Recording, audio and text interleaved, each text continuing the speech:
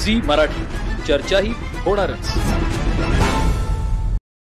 मुख्यमंत्री देवेंद्र फडणवीस, आरोग्य मंत्री श्री प्रकाश आंबेडकर यांच्या नेतृत्वाखाली महाराष्ट्र शासनाच्या मुख्यमंत्री प्रशासकीय गतिमान अभियान आरोग्य विभाग अंतर्गत ज्येष्ठ नागरिक तपासणी शिबिराचं आयोजन आयुष्यमान आरोग्य मंदिर हिंगणगाव इथं करण्यात आलं। यावेळी शिबिराचं उद्घाटन लोकनियुक्त सरपंच श्री दीपक पाटील यांच्या हस्ते तालुका आरोग्य अधिकारी डॉक्टर प्रसाद दातार, वैद्यकीय अधिकारी डॉक्टर अभिनंदन पाटील यांच्या उपस्थितीत झाला।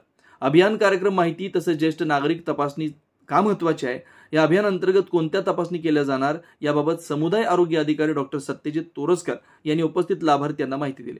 शिबिरामध्ये 85 पेशंटची तपासणी करण्यात आली। यामध्ये पेशंटचा रक्तदाब, मधुमेह, हाडाचे आजार, ज्येष्ठ नागरिक आरोग्य समस्या या आजारीची लक्षणं तपासून उपचार देण्यात आले।